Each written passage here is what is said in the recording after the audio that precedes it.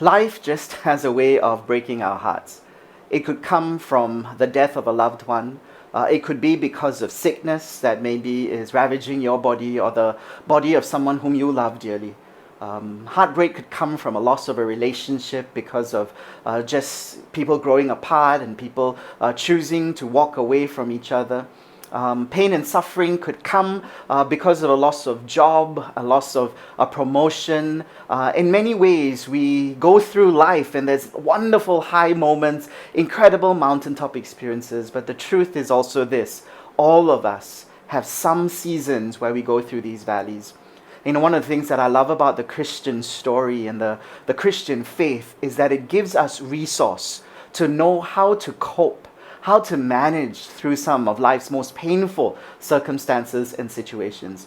So if you've ever wondered, how should you cope? What should we do when life breaks our heart? Then I want to invite you into this conversation. This is part 2 of a conversation we started last week with part 1. And if you happen to miss that part, it's on our YouTube channel. You can search for Full Gospel Assembly, FGA Singapore on YouTube. And you can go ahead and listen to it there as well. And love for you to subscribe to our channel, because we want to put content that's helpful to us as we negotiate the great highs of life, as well as we try and figure out what we do with the lows of our everyday existence. But maybe you're tuning in right now, and I'm so glad that you are, and everything is going well in your life, and you feel a sense of faith in your heart, you feel a sense of excitement in spite of the challenges, in spite of the global pandemic that we're experiencing. You find yourself being able to have a north star that continues to guide you through every circumstance. And I'm so excited that you are tuning in as well, because maybe you know someone who may not be experiencing the high that you are experiencing. You may know someone who currently is just struggling through some of life and struggling through some of the challenges that we may be facing. And I just pray that this message today will encourage us, but also equip us a little bit to know what we need to do and how we need to negotiate the pain and the challenges and the suffering that we can experience, whether in this season or in the seasons to come as well. And so this is a series we're just calling When Life Breaks Your Heart. And I pray that through this, you will be blessed and you will be encouraged. My name's Rhordan, and I get to pastor a community called Full Gospel Assembly Singapore. And right now we're recording this in October of 2020 as the world it continues to face this global pandemic of COVID-19. It's been overwhelming to hear of the numbers of death that has happened around the world. But we are grateful for everything that people on the front line are continuing to do, doctors and scientists, as they fight to figure out the cure. But we as Christians, we as believers, continue to look to God. And we've been reminded that we have a harness in Christ, and we can trust that harness. So I want to speak to somebody right now that you are still feeling a sense of anxiety and confusion and doubt about the future because of this pandemic. Would you be encouraged that you can trust the harness? Because not only can you hold on to the harness, but the harness is holding on to you. So let's keep our eyes on the Lord as we try and make sense of what do we do when life breaks our heart. We've been looking through this series, part 1 and part 2, at an Old Testament book, an ancient document. It's called the Book of Lamentations. And this is a book of 5 songs. And they're 5 funeral songs, as it were, 5 laments. And very often as a modern person, we've not learned so much how we should lament the pain and the suffering that we are experiencing, but also how do we lament the pain and suffering that the world is experiencing. One of the great privileges that we as the church have is to stand on behalf of the world before our God. And as we learn to lament, we learn to feel and bear the burden of the brokenness that can so easily prevail around us. And what we talked about in part 1 was the importance for us to not rush past our pain, but that we learn to stay in the pain a little. We learn to pause in the pain so that we can give voice and give expression to what we feel about pain and suffering. Too often we are told to negate our emotions, especially as a guy, right? If we're told that tears is a sign of weakness, and we learn these messages, whether spoken directly or indirectly, that to express our emotions, to cry, to feel anxiety, to feel doubt, to be angry. We're not sure what we need to do with these emotions. And so in part one, we talked about the importance for us to not rush past our pain, but how do we learn to go through our pain? Let me try and illustrate it like this. There are these particular staircase that I had seen while driving to meet some people in the West. And I often would try and meet people in Vivocity, or sometimes I do some work in Vivocity. And so there's this route I would take from my house to get to Vivo. And as I would drive past this staircase, I would notice it.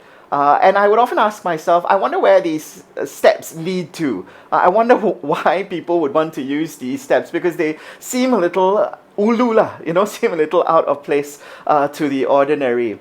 But more often than not, I find myself just driving past it. So one fine day, I eventually decided I would check these steps out and climb these steps. Now, I was a lot fitter then than I am right now. But even then, the climb was a little arduous. It was tiring. I found my quadriceps starting to burn as I climbed up these steps. But something happened because I chose not to continue to drive past, but to, in fact, learn how to go through this experience. As I was climbing those steps, I started to notice things that I would have never noticed because I was driving past. I was slowing down by climbing these steps. And as I was climbing these steps, I noticed the foliage, I noticed the trees, I noticed and heard the sounds of what was around me. And even though the climbing was difficult, was challenging, when I got to the top, I saw an incredible sight. It led to the Henderson Waves walkway, and it was a beautiful sight, and you could see out into the ocean, and there was just something different about reaching the summit. I guess that's why many people like to climb mountains and get to the top of Mount Everest, or to go up Mount Kinabalu. There's something about recognizing that we miss certain blessings and certain experiences because we go past a thing rather than to go through it. And maybe part of the reason why the scriptures invite us not to rush past pain is because even in the pain there can be a blessing. Even in the brokenness there can be a benefit to us. And so that's what the writer of Lamentations invites us or teaches us, that we shouldn't rush past pain. If I can quote a Christian songwriter, sometimes the rough and rocky road can lead us to a beautiful place. And, I want to invite us as we continue to think upon and reflect about what do we do when life breaks our heart, to realize that the Bible doesn't invite us to rush past pain. In fact, the Bible says we've got to learn how to walk through pain. And that's one of those real challenges for us, because Lamentations is a book that says, you know what, if you feel a certain way, learn to give voice to it. Learn to express it, but don't just express it to the air. Bring it to God. Bring your lament to God. But lamentations and to lament is more than just the expression of our feelings. It's more than just giving voice to our pain and to our suffering, to our frustration, to our doubts. It's more than just raising the questions to God, even though it includes that. It's about a destination, and that's what lamenting does. Lamenting is not supposed to keep us in our pain. It is supposed to lead us to a place of hope. In that wonderful Psalm, Psalms 23, we are given these words: even though I walk through the valley of the shadow of death, I will fear no evil. Do you know the Bible says to us over and over again, we're not meant to stay in the valley. We're meant to walk through the valley. And so right now, if you're experiencing brokenness, if your heart is broken and you're looking at the circumstances of the world and you don't know what to do, I want to encourage you. Give voice to your pain. Give voice to your suffering. But today we want to talk about how do we get to the destination of hope. because we're not meant to stay in pain and suffering. We're not meant to wallow in self-pity. You know, there are three phases we kind of experience in life. The first is this idea of orientation. And what that is as we grow up, we learn to orientate to the world around us. We learn the rules of our world. We learn what to say in different circumstances. We learn the social conventions. And we also learn about God. We learn about God through the teachings that we get from our parents or from the church. We learn about God through reflection and experience. And we put our faith in God. But as we orientate to the world around us, soon pain, brokenness, suffering, hardship, challenge comes our way. And these crises have a way of dismantling our orientation. We go from a stage of orienting ourselves to the world to suddenly feeling the sense of disorientation. Maybe you can identify with this emotion and this sense of lostness, this sense of, I don't know what's really happening. What I thought to be true in one season now seems to be a season of questioning. Many of us, through that young stage of development, as we learn more, as we reflect more about life, as we step into adulthood, we start to realize a lot of the things that we once thought to be true, now we bring into question. We sense this sort of lostness. We try and figure out life, and we realize it's not so simple. There's complexities to the questions that we have. Things like, if God is so good and God is so powerful, then how come we still have so much pain in our lives? And we wrestle with these questions often as a Christian, and we find ourselves disoriented. Now here's the thing. Most of us understand the season of disorientation. Most of us have experienced the sense of being, taken out of the norm of everyday life. And a pain and crisis tends to do that for us. But here's the thing. We're not meant to stay in disorientation. Most of us, sometimes we don't know what to do in this phase. And so we continue to live with the doubts, and we let the doubts and the pain shape us, and we become bitter.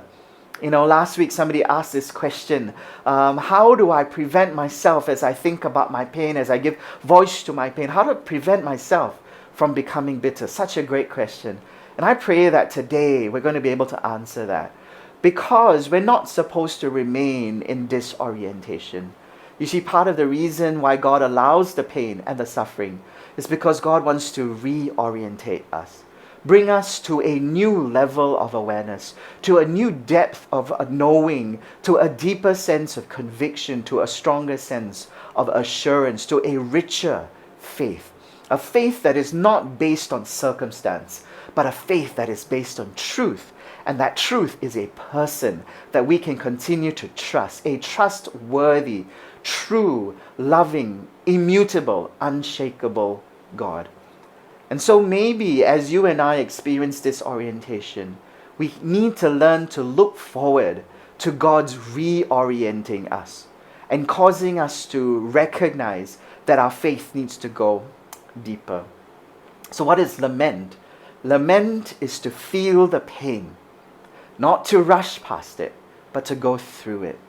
But to go through it to get to a place of hope. Now the circumstance may not change. The suffering may continue, but we can be a people of hope. And so as we think of the book of Lamentations, we are reminded of the poet. Very often tradition concludes that this poet is Jeremiah, the prophet Jeremiah, who came to warn the nation of Israel that God was going to bring judgment because of their disobedience. The people don't listen to Jeremiah, and then this great devastation happens to the nation of Israel. The Babylonians come and they siege the city of Jerusalem, and for 18 months they slowly start to strangulate that city to the point that there's nothing that can live well. There's abject poverty. The city is in ruins. The temple is desecrated. The temple is destroyed. And so all the promise that God had for this people seems to be lost now. And the people are taken into exile to Babylon. And so Jeremiah looks over this city, filled with devastation, filled with brokenness, and the fall of Jerusalem. Now without protection, without hope, as it were, causes Jeremiah's heart to break. And so he writes these laments, these 5 songs, 5 funeral dirges. And each chapter in the book of Lamentations is one song, a song of pain and a song of brokenness. And today we're going to continue to look at these laments in a holistic way. But we're going to look at 2 things that we learn from these laments. 2 things that can give us a message of hope and teach us what we need to do when life breaks our heart. In order to do this, I want to introduce you to the concept of semiology. I first heard this when I was in university many moons ago. Now, what is semiology? Semiology is the science of signs. And it was introduced or developed by a Swiss linguist named FERDINAND de SAUSSURE. And he talked about these, it's quite a complex concept, and if you want to find out more, you can go ahead and Google semiology of Ferdinand de Saussure, and you'd be able to unpack a lot of interesting things about what this particular theory seems to suggest, or this particular discipline or approach seems to suggest. But I want to give you a real basic course in semiology, because I want to go somewhere with this. So in semiology, what it says is this, that there's a thing called a signifier. This signifier could be, for an example, a word, the word dog, D-O-G. Now, that word dog can have many representations to it. It can be the letters D-O-G. It can be a picture that I draw of a dog, or a photograph that I take of a dog. Now, each of these is the signifier. And the signifier represents the signified, which is the actual dog in the world around us. Now, where I'm going with this is very key, because in semiology, what it suggests is this, that the concept of the signifier is arbitrary. In English, we use D-O-G, and we've decided that these random letters put together points to or represents a real dog that exists in our world. Now, if I show you this phrase or this word, many of you will not recognize it. To you, it might just seem to be scribblings or just circles in some way. It might even seem like an alien trying to communicate with you. But my parents, who might be watching this message right now, might recognize what this word is, because this is the word in singular for dog. It looks very different from the English D-O-G, but it represents that same concept. So this word, or the word D-O-G, or the Chinese character for dog, they are arbitrary. Now, what this resulted in this way of thinking is that there are many things that we look at that can then become the signifier. And in that, there is meaning and message that can come from the signifier. So now we're going to try and apply this into the poetry that we're looking at in Lamentations. So stay with me. Now, in poetry, very often, what we do is we tend to listen to the sounds of poetry. So poetry is an art form that's meant to be read, meant to be heard. And so we hear the sounds of poetry by reading or by listening to it. Now, one of the things that happens in Hebrew poetry is that you have these patterns of parallelisms that get repeated regularly. But there's something else that happens in Lamentations that's really, really key. The very form was intentional. So Jeremiah, or the poet, as he was giving expression to his pain, he took deliberate action and intent to write a song, to write this poem. And why does he do that? Because the very form is giving us a message.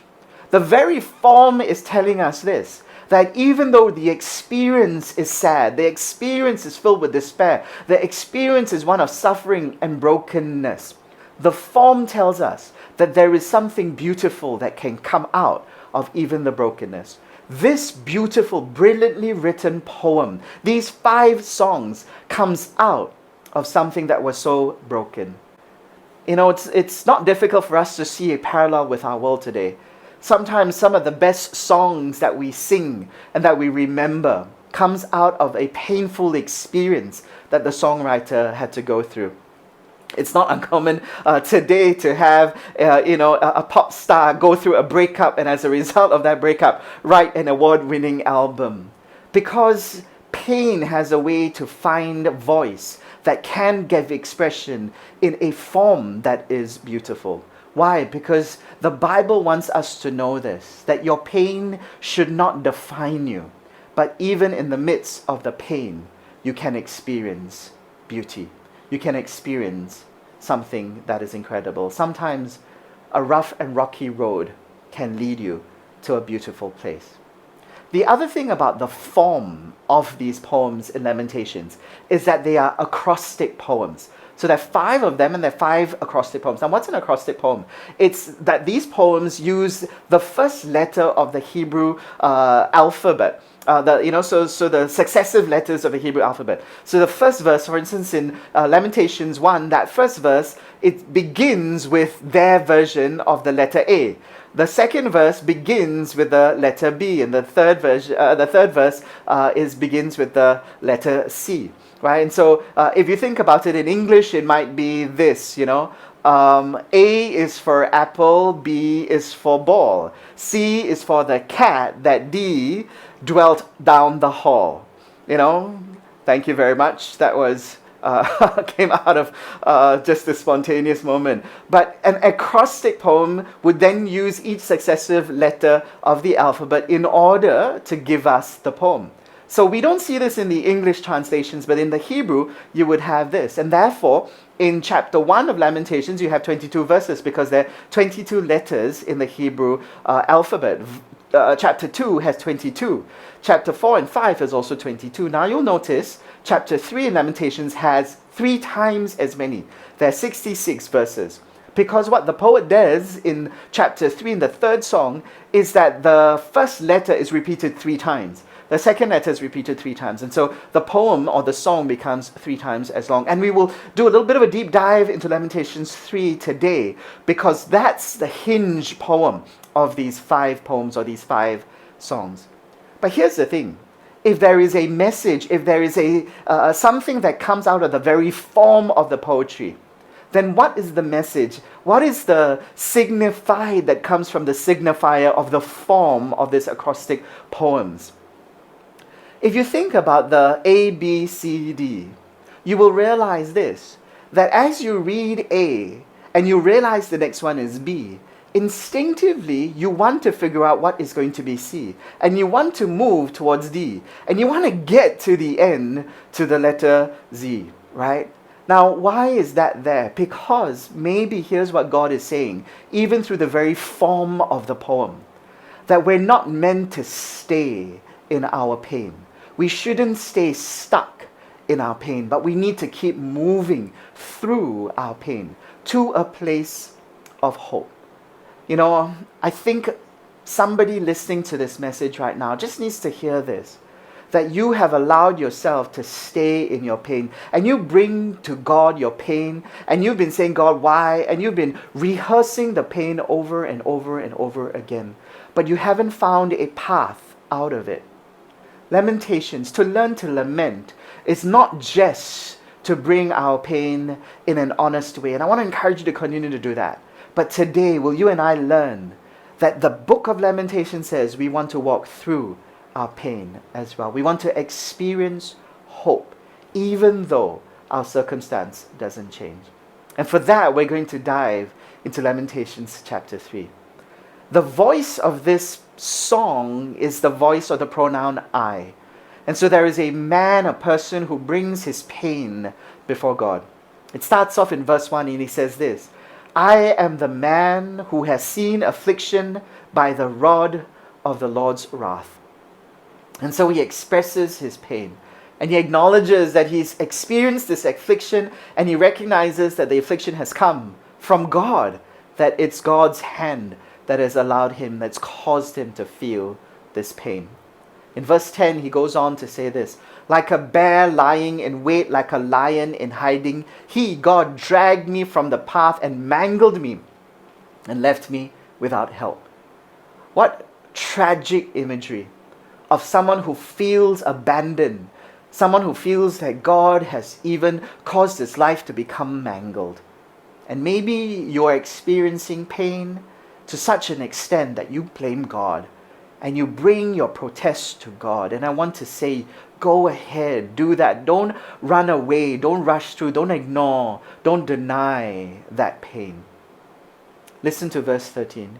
He says this, God, He pierced my heart with arrows from His quiver. Have you experienced such pain that it feels like God Himself has pierced your very heart? And then verse 17, I have been deprived of peace. I have forgotten what prosperity is. Has life hit you hard and you've lost that sense of peace and you're overwhelmed with anxiety? That sense of wellness has gone from you, and that sense of hope with prosperity has left you. The first 18 verses of Lamentations 3 is a painful, heartbreaking cry from this person who sees the devastation of his home and of his hope. But then something significant happens. And the crux of this is going to happen in verses 19 and 20. So let's have a look at it. Lamentations 3, verses 19. The poet says this, I remember my affliction and my wandering, the bitterness and the gall. I well remember them, and my soul is downcast within me. Can you see? This is exactly what we talked about in part 1, where God's word teaches us that we are to remember the pain. In fact, one of the reasons why we have the book of Lamentations is because the book acts as a memorial, and we read it regularly to remember the pain of the Jewish people as they saw their city being destroyed. And so, not that we relive the pain over and over again, but we remember it. We don't deny it. We don't deny the loss that we experience. That's the first thing that the poet does. But then there's also the second thing, which is in verse 21. Here's what the poet says. Yet this I call to mind, and therefore I have hope. Oh, this is a wonderful moment where the song goes from a minor key and it shifts now into the major key. And this is what lamenting is. It is learning, yes, to remember the pain, but it is also working to recall the promise that we're not just meant to stay in the pain. We're meant to go through the pain to the place of hope. And how do we get that? We have to recall the promise. And so the poet says, yet, yes, everything is painful and I feel the affliction and my wandering and the bitterness and the gall is there and my soul is downcast. Yet I will recall. And so this is what we do. This is how the scriptures equip us when life breaks our heart. We experience the pain, we give voice to it, but then we recall God's promise for us. We start to tell our soul, the soul that is downcast, we start to speak to it, we start to teach it, we start to guide it, we start to lead it. And so don't just remember the pain, but learn to recall the promise. What is the promise that the poet recalls? It's in verse 22 of Lamentations 3. It says this, because of the Lord's great love, we are not consumed, for His compassions fail not.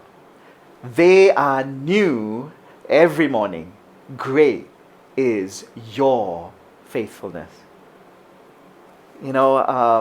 Some of you right now have a song in your head. It might be the old chorus we used to sing. The steadfast love of the Lord never ceases. His mercies never come to an end. They are new every morning, new every morning. Great is thy faithfulness, O Lord.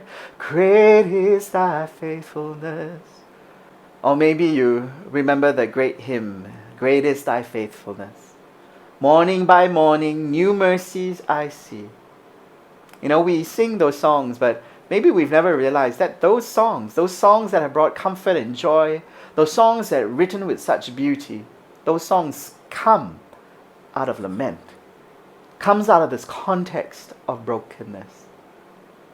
You see, the poet, the prophet, if it's Jeremiah, he understands this powerful truth that even though our world is broken and we feel the pain of the lament, we must learn to recall God's promise. And what does he recall? He recalls the promises of God. And what is that promise? It is the Lord's great love. There's a Hebrew word that's used here. It's the word chesed. It's a powerful, rich word. It's a word that echoes right through the pages of Scripture. It's such a central word that the Hebrew mind and the Hebrew heart acknowledge that the world is held together by the chesed of God. It is held together by this incredible, powerful truth. And what is this word? It's so incredible that there's not one English word that best summarizes it or gets translated to it. Sometimes you see the word love, sometimes you see the word loyalty, sometimes you see the word kindness. In fact, some people have had to use two words to describe this word chesed. And they use the word loving kindness. And so every time you see this phrase, the loving kindness of God, or the steadfast love of the Lord, it's this word chesed. And so what is this word? This word speaks of covenantal loyalty that's expressed as God's love for his people. Why is this so important? Because God's love for you and me is not dependent on our behavior. It's not dependent on how good we are. It's not dependent on our righteousness. It's dependent on his covenant loyal commitment to us. It means this: no matter what takes place, no matter what falls around us, no matter what breaks apart all around us, this love, this loyal, giving, self-sacrificial love towards us is sure, is yes and amen. It is always going to be there. It is not because today you are good, therefore God loves you more. God's hesed for you is more. No, it is still the same when you are doing so well. It is still the same towards you when you are doing terrible. When you sin and when you walk away from God and when you mistreat God, yes, God may allow judgment to come, but the reason he allows the discipline is because of this covenantal love. And that's what the poet is bringing to mind. He's saying this: if this judgment is an indication and as a result of God's covenant that we have broken, then it also must follow that this covenant means that his chesed, his love for us is still true. It is his loving kindness. Now, why does the poet bring this to mind? Because it is so easy when we go through pain and suffering and loss that we conclude that God has stopped loving us. And so I want to say to somebody listening in today that if you're going through a season of loss and you're feeling this disorientation, it is not because God has stopped loving you. He cannot do that. His chesed for you is true. He will keep loving you. And right now, you don't feel it. You may not think you're experiencing it, but it is true for you. And what do you need to do? You need to keep recalling this promise. The steadfast love of the Lord never ceases. I'm in the midst of pain. I'm in the midst of suffering. But I am still fully and deeply loved by an almighty, all-powerful God. Do you know why the invention of that compound word loving kindness was so instrumental and incredible when it first came on the scene? And I think it came on the scene in the 1500s. It was because of this. You see, when we think of an omnipotent, powerful God, we expect the God of the universe to be mighty. We expect the God of the universe to be all-powerful. We expect the God of the universe to have an intelligence and a wisdom that's beyond us. But what we may not expect about this all-powerful, all-knowing, incredibly mighty God, what we may not expect is kindness. And so this is the shocking revelation of chesed. That this all-powerful God, the creator of everything, looks towards us with loving kindness. And I know you're fighting it because some of you are saying, but I don't see the kindness. He is lovingly kind towards you right now. And the way the poet sees this is the poet recognizes, you know what? We deserved total destruction. but we are still alive. And we may see the destruction of our city, but we are still alive. So things could be a lot worse, but it is God's mercy that has held it at bay. And so we see his kindness. That is his character. And so here's what we do when we learn to lament. We remember the pain, but we recall the promise. They must go hand in hand. In fact, they must have a cadence to it. Because the poet says, here's how often you recall his promise. You recall it every day. They are new every morning. The mercy of God, this loving kindness of God towards you, this covenant loyalty towards you is new every morning, over and over and over again. Do you know what you're doing when you do that? You are learning to rehearse, not the pain. You rehearse the promise. The world around you is going to cause you to feel pain and suffering. But if we're going to have hope, we have to rehearse the promise again and again and again. You know, we have a phrase in English. We say to learn by heart. Many of us, when we were younger, we had to learn our multiplications table by heart, or we had to learn our Chinese spelling by heart. I hope that did not bring scary memories for some of you. But why do we use the phrase learn by heart? Because here's what it is. You repeat it over and over and over and over again until you get it. And then you always remember it. And so to learn by heart is to rehearse something over and over again, that it moves from your head knowledge to your heart knowledge.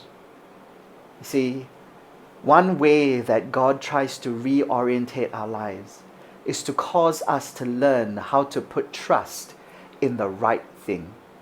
See, we grow up and so often we put trust in our education, in our capacity, in our gifting, in our, in our credentials, in our wealth. And we put our trust in all these things because we build our world with these things. But when crisis comes, we lose a job, our status changes, our pain starts to enter and seep into our world, suddenly we are disoriented. But it's in those moments, in those valleys, in that wilderness, in that darkness that God starts to reorientate us and say, no, my loving kindness is what you need. You can learn to trust me even though all of this goes away, and then you will build your life now on the right foundation. We rehearse these truths daily until they become part of our heart. See, many of us know the song, and we can sing the steadfast love of the Lord, how great is thy faithfulness. But we've got to sing it until we believe it. That yes, it may be hard, it may be painful, it may be difficult, but God is faithful, and he is kind towards me. He is kind towards you as well. So as we wrap this series up, it's really quite simple. And I know it's way simpler to talk about than to live out. But I pray that this will give us a map, that the book of Lamentations invites us to remember the pain and invites us to recall the promise. So what do you have to do in response to this right now? Maybe you're experiencing this pain and you've been wondering, how do I get through this? Today, start to recall the loving kindness of God. You could pick some songs of hope, songs of faith, and you just keep singing them all the time. You know, I've got a playlist, I call it my pensive playlist, and they're filled with songs that I listen to when I feel down. Songs that give voice to my sadness, songs that give voice to my frustrations. But they're also songs of hope that declare the goodness of God, that teach me to sing in spite of the difficulty. Is there pain in your world? Would you stop rehearsing the pain, but would you start rehearsing the promises? And here's the thing, I wish I could say that it's a straight line that takes us through the pain. Our expectation is we go from disorientation to reorientation, and it's a straight line. But the reality is it's not. Because even in the book of Lamentations, where we get this voice of hope, this language of promise, is only in Lamentations 3. Lamentations 4 and Lamentations 5 continue to be laments of pain, laments with questions where there are no answers given. And so I think this is the reality. As we face life's brokenness, we're going to take a few steps forward and a few steps back, and we take a few steps forward again, and we meander here and we meander there. And I don't know how the journey will be for you, but I know it's not going to necessarily be a straight line, and don't expect it to be. But would you just take the next step necessary and keep reminding yourself that I want to rehearse the promise of God in my life. And maybe this message can help some of you today be ministers of mercy and grace to people around you. Would you discern how to sit together with somebody who's in pain? Maybe not necessarily with giving too much answers or giving too much wise sayings, but just to listen and to be with. But when you discern the time is right, would you keep reminding them to recall the promises of God? Don't just tell them the promises. Say, hey, learn to remind yourself. Speak to your downcast soul the promise and the truth of God. And maybe, when life breaks our heart now, we find a path that takes us from lament to hope. I'd like to invite us to respond to this message. If you're a Christian, if you're born again, would you just prepare some elements and prepare your heart to respond to the Lord and to respond to this word as we come to the Lord's table. But maybe you're tuning in and you're not a Christian right now. I'd like to invite you to give your life to Jesus. You know, as you experience pain and brokenness and suffering, that Jesus gives us resource to go through this valley, to go through the pain. And I want to invite you to surrender your life to the one whose loving kindness is sure for you, that you can know him and you can walk with him. If you would confess your sin, if you would turn away from living as your own Lord, but you would surrender that to the Lord and the Master of our universe and of our lives. Would you give your life to the one who has laid it down for you? And how you can do that is by recognizing that sin is what prevents you and separates you from your Heavenly Father. And today, if you will confess and turn away from that sin, and if you will turn to God, if you will call upon the name of Jesus, you too shall be rescued and saved. And so whether you're responding to Jesus for the first time, or whether you're coming around the Lord's table today, I want to remind us that God's loving kindness sometimes is hard to see in the circumstances of our lives, but it is still there. When Jesus was crucified, we all know and can imagine, or maybe it's even hard to imagine, the horrific pain that he would have had to go through, the suffering that he would have had to endure. But it is in that very act of pain and suffering that God's loving kindness is still seen. Because God's covenantal loyalty to his people and to us by extension was seen in Jesus on the cross. And so sometimes it baffles us and it's hard for us to make sense of it. But God always acts in loving kindness toward us, even in the midst of the pain. And so we can have strength to hold on, to endure, to keep on keeping on, because we have a God whose loving kindness towards us will not fail, will not end, but will be perpetual every morning. Mercies that are new for you and me. So let our hearts be filled with this incredible, loyal, committed, faithful love of the Lord.